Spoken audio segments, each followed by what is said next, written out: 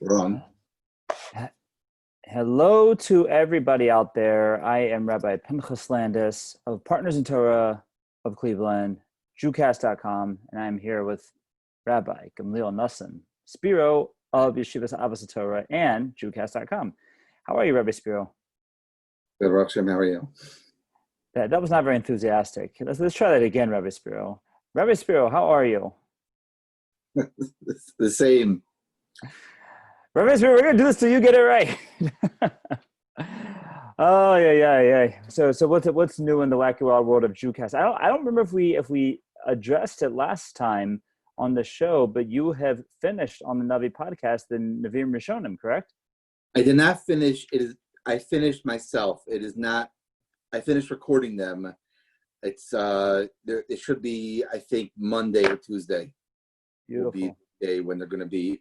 And I started Yeshaya already, which Yeshaya is going to be a different mahalach. I'm already 4 podcasts in to Yeshaya, and I've just finished the first parak. That was a skipping last week psukim, so it's going to be different, but we're going to figure it out. We're going to fight through it. Figure it out as you go, right? Yeah, I just actually, I think I texted you a question yesterday because for the you might be a heretic if class, we got last night to the second section of the Yogim Ikrim. We got to the section of basically Nevi'us and Torah, and then we know the Torah is Min Hashemayim, and the first 2 principles or principles 6 and 7, the first 2 in the section. Number 1 is that all the Nevi'us in general is emes, and then Moshe Rabbeinu is the Av and Nevi'im Shkolim Lefanav B'Lei Macharav, that he's the father of all prophets, came before him and come after him. And I was, as quite often is the case, I'm sure it happens to you when I'm preparing a class, I'm left with many questions. Sometimes I bring them up and say I don't have an answer to this. Sometimes I wait to see if the audience brings it up, and I pray that they don't. And one question I've always had, and we've probably addressed on the podcast, or maybe we haven't, but it's definitely a fascinating question, is the question of the canon in general. And by the canon, I'm not referring to statues that are being taken down all over the country. I'm referring to Tanakh, the whole canonization of Tanakh. And it actually prompted me to order, Shneur Lyman has a book on his approach to the canonization and how it happened, really? background. And I didn't know that. Yeah, like many of Rabbi Lyman's stuff, I would, if I'm looking for another job at any point, I'm going to see if I can become his PR agent or his publisher, because he has so much great stuff that is just not very accessible. It's just not put out in an accessible way. So he wrote this book in the 70s, and he republished it in 91, I believe. Later on, I get it, but it's but be it as it may, the whole canonization to begin with, the whole. But the question that I didn't ask, or maybe I mentioned, no, I did mention the class last night, is what is really the difference between Nevi'im and Kesuvim? That there's a couple different answers given, and really none of them are satisfactory. There's holes that can be punched into all of them. And I just wanted to see if you have an approach to that you like more than others. I thought about that question, and I've also seen answers, and I also don't have a great satisfactory answer. The simple push-up shot answer is, as we know, is that both of them are considered to be words of Hashem and authoritative, and are used in drushas in the Gemara. Meaning, Eov is used in drushas, and Megillus Esther, all over and many of the Ksuvah and Daniel are used for drushas and Tehillim, but they're not written al pi nevuah. Is the pshat I have heard? Is right? The pshat, they're not written al pi nevuah. Not that the people were Nevi'im, and the Gemara Megillah does say explicitly, and Megillah Baruch HaKodesh now, right? Remember the Gemara brings different rayas. How we know Yadal or Tesvav, but the Gemara brings proofs. How we know Megillah is written with Ruach HaKodesh, but nonetheless, they're not prophecies for the future. They're not that they're not limudin for the future. They're learning for the future, but they're not prophecies for the future. That's the only difference that I am aware of. Are you aware? Yeah, so you're kind of quoting the Radak. The Radak says that Navi is Nevi'us. It's the status of Nevi'us, whereas Ksuvim is Ruach HaKodesh, is Al Pi Ruach HaKodesh, which is a less. I mean, that's one of the things we went into in the class about how we have this concept, the Gemara talks about it in Yuma and Sanhedrin, about how there's no more Nevi'us nowadays, we're now a nonprofit organization. And but Moshe Shapiro and the wonderful sefer that he recommended to me actually delves into that a little bit. He deals with that point, but he really explains it as it's not necessarily that there's no prophecy anymore. It's that the whole concept of prophecy has gotten kind of slimmed down, if you will. Right. You went from what we call nevius or prophecy to ruach hakodesh, divine spirit, for lack of a better translation. And then you go to divrei chazal, to learning essentially, and he puts hand in hand with that the concept of the Bas Kol, right? Bas Kol is like, where does Bas Kol fit in? Like if you look at the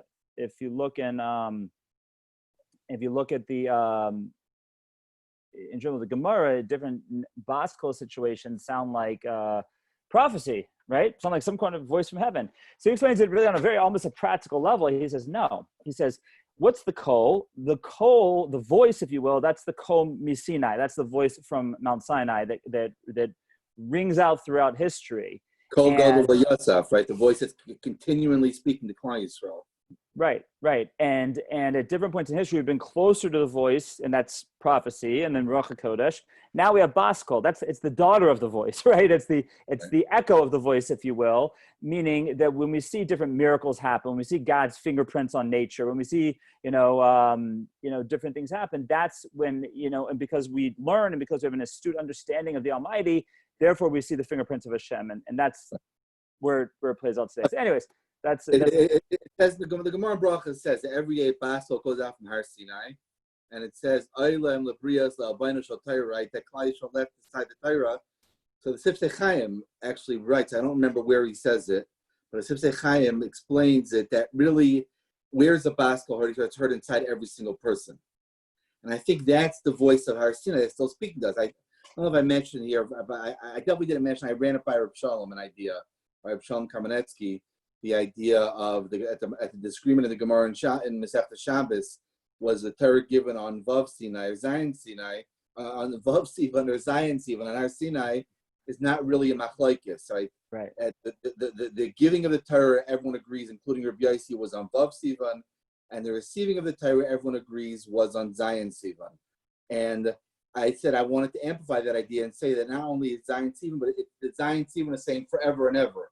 It's not saying exclusively stopped on Zion Sivan. It's saying the receiving of the Torah is continually amplified till today, and we're still receiving it. What it says in Megillah says, Yosef Mizarim. I told it to Reb Shalom when he was masking to that point. And that's what the Maral is saying in Tiferes Yisrael. So yeah, I think there could be a truth to that. So you can say, and by the way, according to Rashi's Pshat in the Mishkan, that was also the point of the Mishkan. That the Mishkan was the Hemshech of Har Sinai. And the basic Mikdash when we'll have it again. Right. So therefore, you could say that Ksuvim is just a lower level. And there's an interesting machlokes. If David HaMelech was a Navi, if Shlomo was a Navi, if Daniel was a Navi, those are three people who wrote in Mordechai, Ezra. They're all. Mordechai, I think is Muslim Makol. He's a Navi. Yeah, Mordechai is one of the 48. Yeah. Right. David and Shlomo and Daniel, it's a machlokes about. Got it. Meaning the whole the list of the four.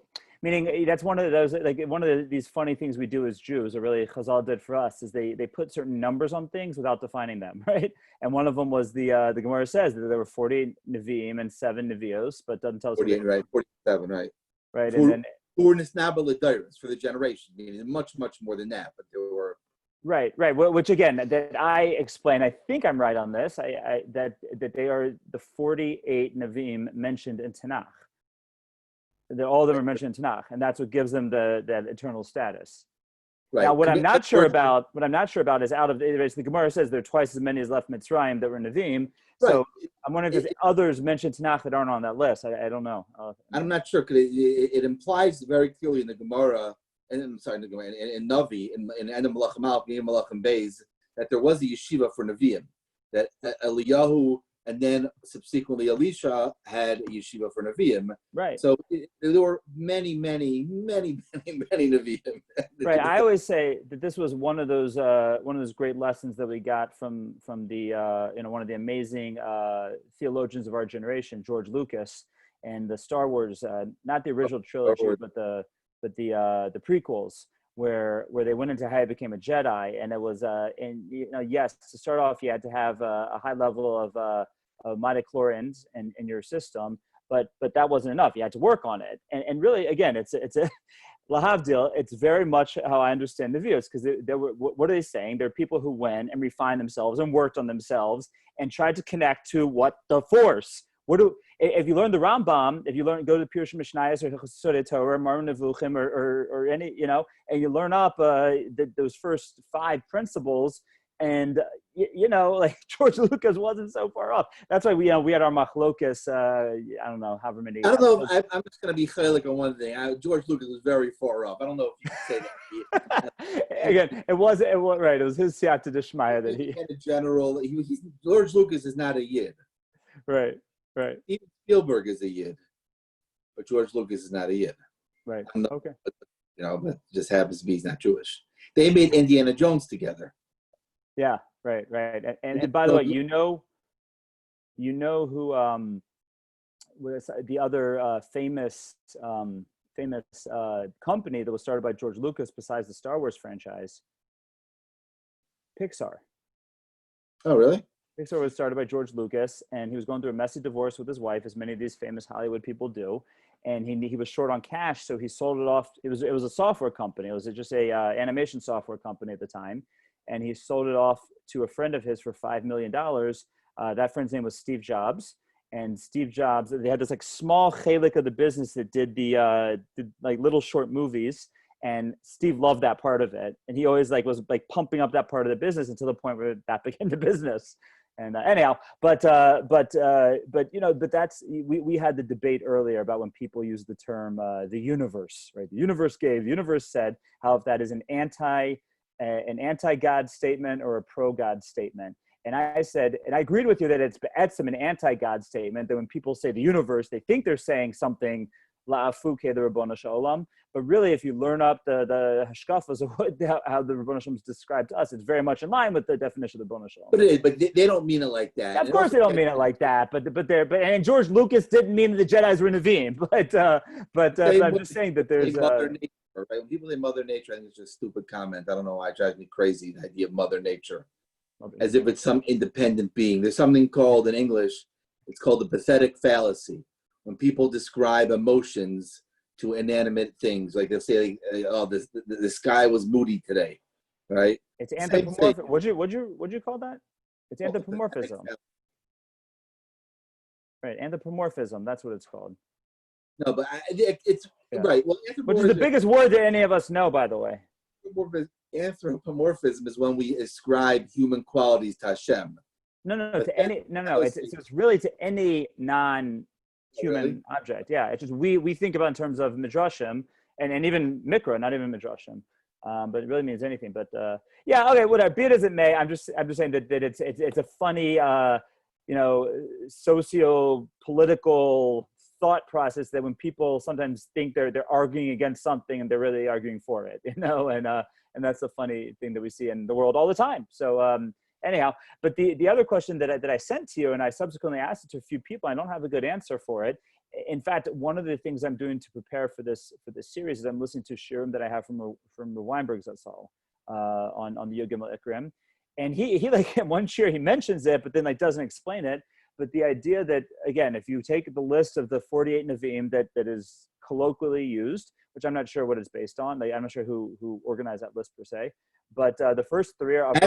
Just know, when I've had this question before. Whenever we have a number, and sometimes the Gemara will give a number, and there's not a universal agreement. The Gemara says, right. That's what we were saying before. It's like not only is it sometimes like almost all the like Taryag mitzvos, right? Right, but that's for example, when the Gemara says Arba Avos Nezika in the beginning of Bava Kama, if you look as you go through the first parak, that's not Muslim Makol. Not Rabbi Shia says it's more. The different machlekes about that. However, Taryag mitzvahs, which is said at the end of Masechtas Makkos, that is Muslim Makol. Like the number is not what they are, but the number is. So right. The list of Nevi'im is the same thing. 48 Nevi'im is not. There's no Chazal that argues a different number of the 48 Nevi'im and the Shiva Nevi'os. But there is, the question is, who were the 48 and 7? Rashi has a list, but not everyone agrees on the list of who they were. So it's not a Chazal. Interesting. I thought it was a Chazal in nature source. Anyways, but be it as it may. 48 and 7 is the source in Chazal. Oh, right. Oh, so you're okay, fine, right. And as Chazal say it was 55.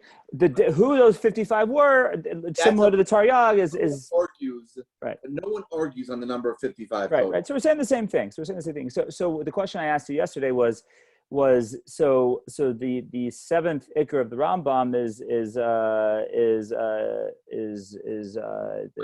Moshe Rabbeinu was he's Anavim that come to the fun of B'machrav. He was the father of the prophets. Those came before him. Those come after him. The question is, what does that mean for the first three? According to I think all the first three were Avraham, Yitzchak, and Yaakov, and then Moshe. Right, Moshe was number 4. I'll tell you how the Ran learns it. In Drush the Ran says, I haven't been learning Drush the Ran now. I learn it. We do first Seder. I do it before we start the regular shir. I do Ashkaf every day. I've been learning Drush the Ran, which is an unbelievable sefer. Mm-hmm. So Drush the Ran says that Moshe, how could it be that there would never be another Navi like Moshe Rabbeinu? How could such a statement like that have ever been made when who knew who'd come after Moshe or who will come after Moshe even today? So he says, obviously, that there's a certain Hashem made it that way. As great as Moshe was, and Moshe earned who he was, Hashem gave him also something extra that no other Navi could ever compare to him. Right? Therefore, I think the implication of what the Rambam means is that all Nevuah, that Moshe is there's no one, no one like him, is that no one can ever change. It's like Moshe never changed anything. Well, yeah. So that's essentially. I mean, that's not quite how Moshe Shapiro explains it. Moshe Shapiro, working the words of the Rambam, says that basically Moshe Rabbeinu is the source in Nevi'us, because he's the one who brings the Torah from Hashem. And he goes in detail with the different criteria for other Nevi'im that they couldn't be Mechadesh anything. They could do an Os and a Moifis just to back up that they're Nevi'im, but if they said to change anything, then they're Navi Sheker. So he says that's what it means to Av and Navim, that a Navi, like Yirmiyahu doesn't get started without a Moshe Rabbeinu, right? Yirmiyahu is only, or you're doing Yeshaya right now. So Yeshaya only is a Navi because there's a Moshe Rabbeinu who gave the Torah, who Hashem used as his conduit to give the Torah. So that's what it means. So that's what Moshe Shapiro says. It means the Av Navim, that began. That's true, even for Avraham, Yitzchak, and Yaakov, though. Oh, so right. So that's what I was trying to wrap my head around. So go ahead. See what you're going to say. I think you could say that even for Avraham, Yitzchak, and Yaakov, number one, according to the Rambam himself, he says even the Avos themselves were never in this nab upon him. Right? Not always trying to agree with that, but I think he's saying but not talking about the quality, the four distinctions the Rambam gives. Not going there, right? I understand that it's sourced from Moshe. I'm just saying the idea that it's sourced from all Nevuah is sourced from Moshe is the idea that only Moshe spoke upon him. So I don't agree with that. Well, I don't. The Rambam says that in Mor Nevuchim. Well, say it again. According to the Rambam, only Moshe Rabbeinu spoke to Hashem upon him. The others did not speak to Hashem upon him, according to the Rambam. Right? Right. But according to the Rambam, so therefore, when it says but you made a jump there to say that's what. That therefore, because Moshe Rabbeinu spoke upon him to Hashem, that's why he's the source of Torah. Yes, that's exactly what I think. What I think the Rambam is saying. Meaning, because he spoke upon him Hashem, and the others themselves, even though the others obviously had a high level of nevuah, but they did not have the upon him level of nevuah. So therefore, they are not the source of nevuah. They might have preceded Moshe Rabbeinu. There might have been some canon nevuah before Moshe Rabbeinu. There obviously was. There were many Nevi'im before Moshe. Right. Shem, Ever, Chanoch. I mean, Right. Noach, Adam. Right, but at the same time, the qualitative level of their nevuah never reached Moshe's. So therefore, all nevuah that happened, even those that preceded Moshe Rabbeinu, only existed in the world because of the future abilities of Moshe. He would speak face to face. I know it's a chiddush I'm saying, but I'm not sure. But I think the whole, at least as I'm understanding this, again, built on the Rambam. I have not learned Mor Nevuchim, so I can't comment on Mor Nevuchim, and I'm just going on the Rambam vis-a-vis Moshe Shapiro and Weinberg's Zatzal. both of those all, that it's the fact that Moshe Rabbeinu was a unique Navi in his quality of Navias, having that he was panim upon him dabarbo, that he was awake, that he didn't tremble, that he didn't get it through an emissary. I think I'm missing one. I think it's the same as being awake. That he could do it on, so to speak, on demand. Right? He had on demand, rather Nevi'im did not have on demand. So at least the way Moshe explains it, that's two separate points. In other words, that yes, Moshe Rabbeinu was on this level, and no other Navi was on that level. But also, the Rebbeinu Shalom gave the Torah through Moshe Rabbeinu. The Moshe Rabbeinu was he's Moshe Rabbeinu, right? He's the one who was tasked with the job of giving over Torah to Klal Yisrael. Now, you can say, I think it could follow that that's why he had the extra qualities. That's why, but that's fine. But what Moshe Shapiro is explaining is that a Navi only has a job because Moshe gives the Torah, right? In other words, the whole job of a Navi is to be mechazek Torah's Moshe. Right, so Im Cain also. So Im Cain, right? So therefore, Avraham, Yitzchak, and Yaakov, who we count as Nevi'im, right? That would have to follow that their job as a Navi was to be mechazek Torah's Moshe for Klal Yisrael. Right. Okay. I wanted to say that it has to be that their Nevi'us is also exceptional, not level-wise exceptional, but just different. Whereas I think what Moshe said it applies to Avraham, Yitzchak, and Yaakov, so I can't argue on his words. But as we'll see when we get the podcast dropped of Yeshaya. Yeshaya's job was to give Musar to Klal Yisrael, not to stray from Divrei Hashem, but which is Devar Moshe, which is the Torah's Moshe, not Devar Moshe. It's Torah's Moshe. But I think even also, you see, the Torah existed Kaiden Brias Olam, right? We know that, right? The Gemara Nedarim, whatever that means, right? Many different sources for the idea that the Torah existed before the world. So within this existence of the Torah, I'm not saying Moshe Rabbeinu specifically, but the conceptual idea of a person who would have this exceptional level of nevuah, I think, it does all come from him to be mechazik his words, even those who preceded him chronologically. Yeah. Okay. Yeah. I hear what you're saying. I'm sure I'm right. Giving it. It is bothering me. One of those questions that keeps me up at night. Well, not really, because I don't have any problem sleeping. But so the other thing that I was thinking about, I'm hogging with the questions. I'm sure you have some deep thoughts you've had this week. What's been on your mind? I'll give you another one. All right. I'm a very not profound person. I don't have any deep thoughts. There you go. Okay, beautiful. So along those lines, I connected to our discussion last week that we had about the Meraglim, and we shtold to a little Korach, and in general the whole concept, if you will, of this very dark time for Klal Yisrael, really from the Nunei Afuchim and Ba'aloisecha on through this week's parsha. It's just a dark time for Klal Yisrael. That's the whole shot over there. You can see my talk on TorahAnytime.com, whereas my commencement address I gave to the Yeshiva High School of Cleveland, which I hear one of the commencers is coming to your yeshiva next year. That's what I heard. Right, one of the graduates of Y High. Right, I think so. Rabbi Kutal told me one almost got. Anyhow, so I spoke at the graduations past week, and I spoke out this idea about how the Torah separates from Tinok Berech and B'Yas Sefer, how when they left Har Sinai they ran away from the other ones. Okay, don't go. You can check it out on Torah anytime. But be it as it may, very dark time. And you raised an interesting question last week. You said you always had a hard time wrapping your head around the Meraglim because Korach, it was one charismatic guy who was able to influence many. Okay, so you want to say Cheta Egel, is the Erev Rav, whatever. But you were more bothered by the Meraglim, seemingly by the Meraglim than the other ones. And it got me thinking. I was, you mentioned Sifsei Chaim before. I'm a big chassid of Sifsei Chaim, and one of the things I put into my Seder Yom is I actually go through this Sifsei Chaim and the Parshios. Again, not all of them because there's a lot of long essays, but I try and pick one per week that I work on and think about. So one of the essays I just started this morning for Korach really asked this question, and it got me thinking in terms of, again, Rambam and Yud Gimel Ikrim and some of the things we always say in Shavuos, just a lot of the things we're tying together these days, is that we talk about how we know that, we know that, I'm just gonna say it like I said kind of last night, we know that we're the right religion, so to speak, because we're the only one who had mass revelation. We're the only ones who had Har Sinai. We're the only ones where all the nation stood and heard God speak. We're the only, and not only that, but other major world religions agreed to it. They just say it was changed later, right? The whole Kuzari argument.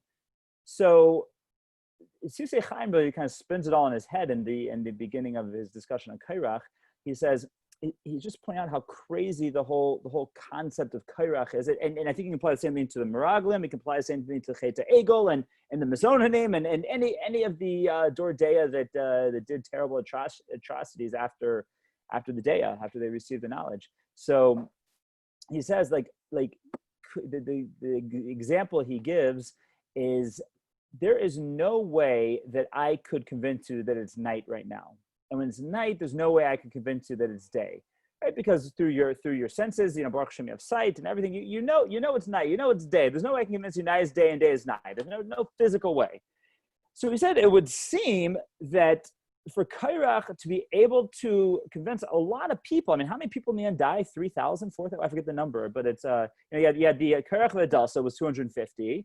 And then you had the other several thousand people who complain afterwards, like, why'd you kill him? Right, who died in the Magef afterwards. I think like 2,000 or 3,000. I forget the number. I don't have a chumash open in front of me. But be as it may, like how is it that Korach could convince anybody that the whole Korach of Har Sinai was wrong? I mean, think about it. What do we say was the big Kuzari argument?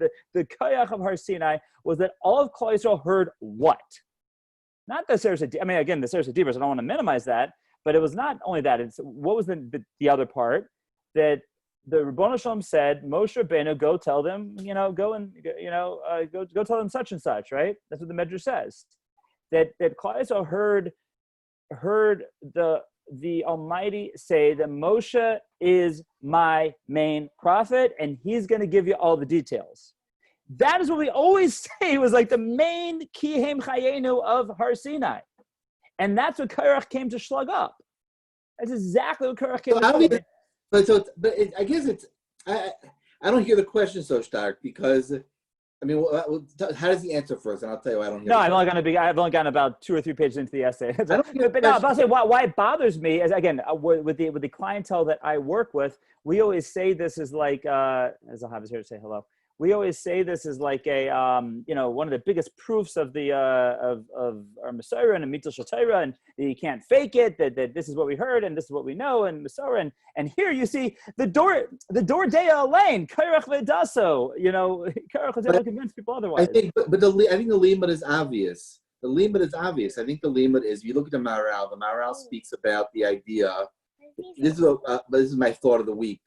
Of the Maharal talks about the evils of machlokes, and it's very hard for every Jew, I'm talking about every thinking Jew, every Jew who is faithful to the mission of Judaism, which we know from Rav Sadia Gaon, right? We're only a nation because of the Torah. Any Jew faithful, who's truly faithful to that, and Baruch Hashem, many Jews throughout the years, but there's also within each Jew, there's different arguments, which is a healthy thing. Not everyone should agree. Everyone should be different. And I'm a big believer in that. But at the same time, along with being different, it leads to the idea of machlokes.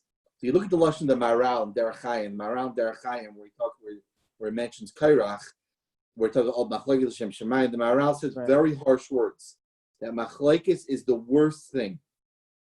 Right? And if you look throughout Tanakh, you'll see that people who made massive errors. Let's throw out one right now. Shimi ben Gera. Shimi ben Gera, Rashi writes, was the head of the Sanhedrin in that generation. Mm-hmm. He was the Rebbe of Shlomo HaMelech, right? He wasn't a great person. I think that's too trite to say about him. He was one of the greatest people of that generation, and being the head of the Sanhedrin in a door like that, in a door of Nevuah, he was an extraordinary person. But at the same time, he could not get over. I heard B'Shem of Moshe, but I think it's really obvious throughout the Psukim. He was a cousin to Shaul HaMelech. He could not get over the idea of the Melucha being moved away from Shaul to David. He could never reconcile himself to this. Mm-hmm. Again, it's funny, he's the Rebbe of David's son. He was Shlomo's Rebbe. And right? this, and again, another person from the same time period, Yeravim ben Nevat. Right, but Shimon Gera could never reconcile himself to this idea. So what do we learn? The idea of human emotions that are so powerful, and amongst them machlokes. Machlokes is the Maral is a lashon, and that Derech Chaim, a scary lashon, that everyone's meishech towards machlokes.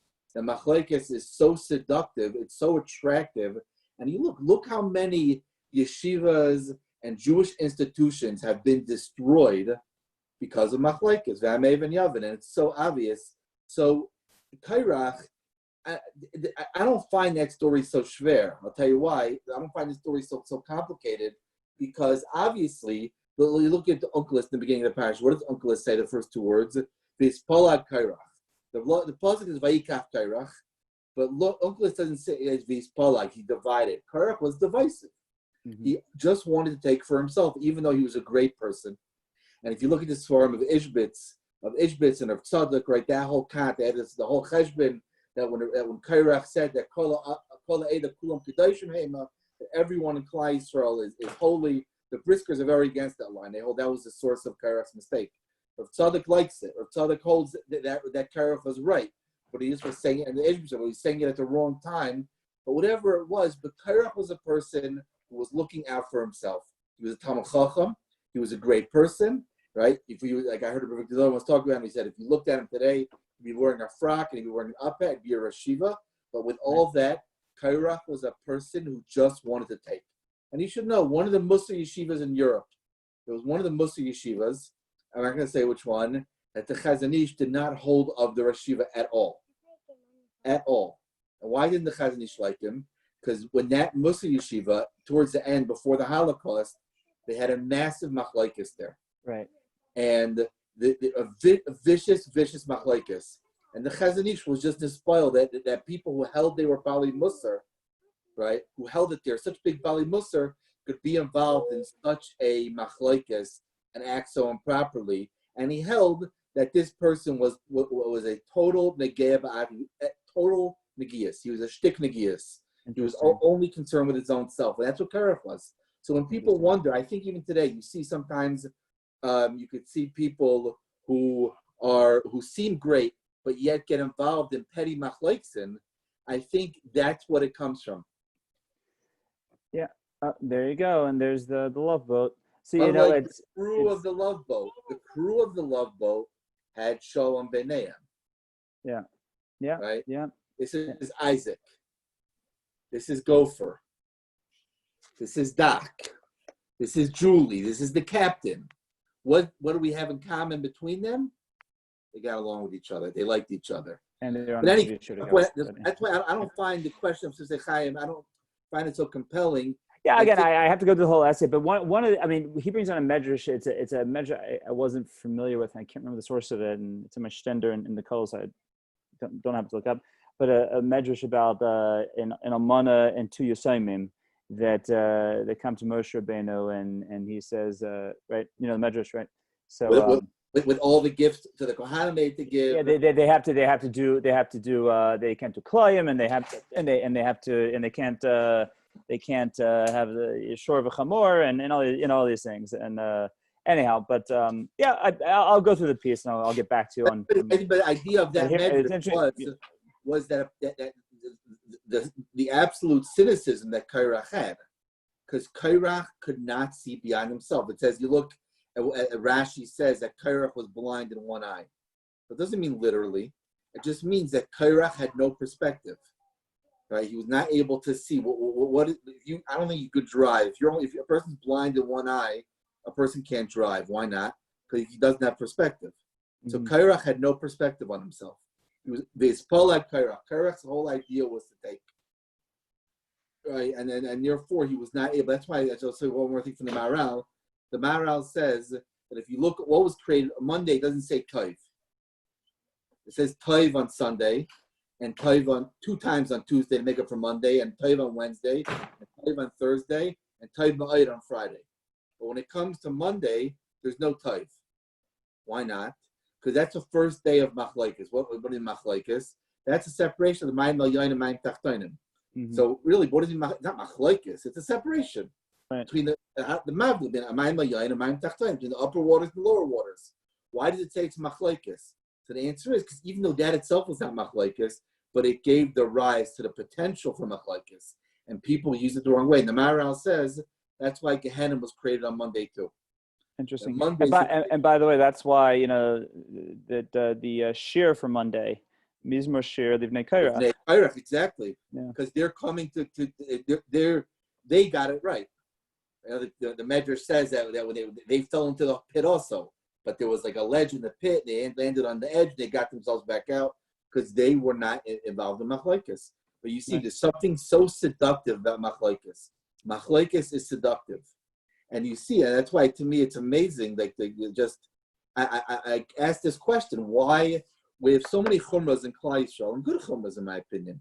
People have good chumras, right?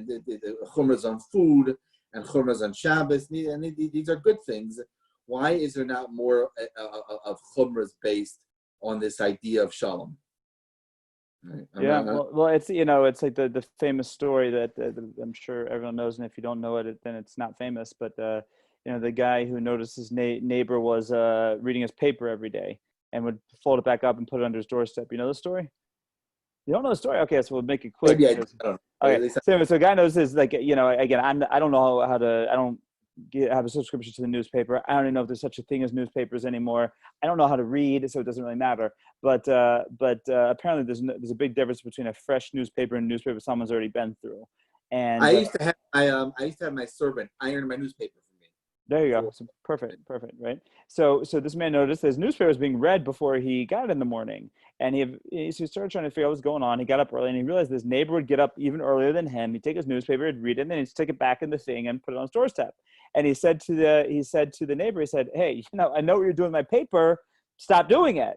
He goes, "Well, what's the big deal? Sir, I get it back to you before you want it. What's the big deal?" And he goes, "No, I want a fresh newspaper in the morning. Don't touch my newspaper." And the man saw this was heading towards machlokes, so he went to his Rav to ask him what to do. Thinking the Rav would intercede, tell the man to leave the newspaper alone. And the Rav said, "Why don't you buy your neighbor a subscription to the newspaper?" He said, "What? He's taking my paper. Why should I buy him a subscription?" He said, "Look, we spend money on everything. We spend money on Yantiv. We spend money on mitzvahs, on simchas, on lulav, esrog. You name it. There's a mitzvahs. We spend money on it. Shalom's also a mitzvah. Why shouldn't we also have a shalom fund?" In other words, when you see something is heading towards machlokes, as opposed to letting it go towards machlokes, take the money out of the shalom fund. Because the old adage that anytime anyone says it, it's not about the money. If somebody says it's not about the money, you know that it's about the money. So shalom's a mitzvah. Make a shalom fund and take the money out of there. I just heard a Murray Maisa from Rabbis and Korelitz, who was never not long ago. He was the Av Bezdin, Bnei Brak, a nephew of the Chazon Ish. Right. The unbelievable Maisa with him that a neighbor came to Nissim all upset and said, "You messed up the pipes to my house." So Nissim said, "Yeah, well, what happened?" He said, "You painted your house, and then the paint went down the pipes, and it messed up my pipes. So it cost me 600 shekel to unclog them. I want you to pay it." So Nissim said, "No problem." He gave him 600 shekel. So his sons saw the Maaseh and asked the father. He said, "You think you're really high of the money?" So Nissim said, "I'll give you 3 rayas why I'm putter." Raya number 1 is Nissim was a very one Paiskim who really understood Metzias, like Rav Shlomo Zalman, similar to him. He said, number 1, paint does not mess up pipes. The Metzias, it doesn't mess up the pipes. I've involved a lot of, it doesn't mess up pipes, number 1. It's just outside that point about Rav Nissim, when he was in his Bezdin, when he was younger, people would ask him, they had Denei Torah, they say you'd see him walking anywhere in Bnei Brak, like inspecting sides of buildings. He was very involved. He said, number 1, doesn't pipe, paint mixed with water does not ruin the pipe. Then number 2, he lives on the other side of the building than we do. He said, so we don't even share the same pipes. He said, the third raya I have, why I don't owe money, is because I didn't paint my house recently. So his son said, he goes, so why'd you give him? So this is 600 shekel to have shalom. It's a great deal. Meaning a person who looks at life that way. And right now, I try not to ever be involved in machlekes. There's a person now who's driving me batty. Mom is driving me insane about a certain issue. I'm furious at him, but I try to tell myself, machlekes, avoid it the same way. The night that Yehuda has in Truvas, with a situation with a machlekes, he wrote, Mutav lahami tzelem behechel. Better to put avodah zarah in hechel than engage in machlekes. So people, machlekes is a very, very bad thing. So I think it's good and healthy when people have different hashkafas. Beautiful. Right? It's a great thing. They think differently, but at the same time, I think we need to be careful of, even though it's good to think your hashkafa is right. But first of all, there's many people in Klal Yisrael, and not everyone can be the same. That's, by the way, one of the mistakes I think that Korach elaborate what we said more about Korach's mistake.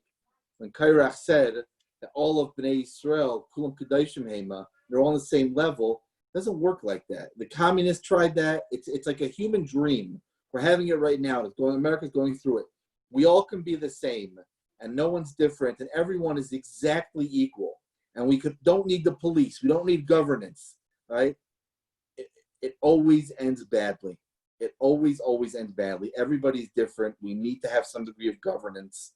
Right. And this is going to end badly too in America. It'll end very badly. Okay, on that note, I want to rather end on a good note. So let's remember that idea that Rabbi Spiro was saying about have a Shalom fund. How Shalom's also a mitzvah. So we'll end on a positive note. But we love your attention. We love your watching and listening to this podcast. Please share it with everybody. Leave us a positive review. If you have any feedback, please give it to us. And in the meantime, a big old fat welcome to the guest. I want to make one last announcement. Rabbi Landis has a machlekes fund. If you want to contribute to it, yes, where he will on your behalf argue with other people. He can be your shliach. If you don't want to get into I'm a machlekes, that type of guy. Hey, Rabbi Landis, what do you charge? $150 an hour. Everyone's gonna make a living. It's probably, you know what? It probably would work psychologically. A person wants to get rid of the Yitzhar from my legs. I'll fight for you. Yeah. The person wouldn't fight. I don't know. All right. All right. Everyone have a great week. We'll talk to you more next week. Okay. Bye-bye. How do I? Oh, there we go.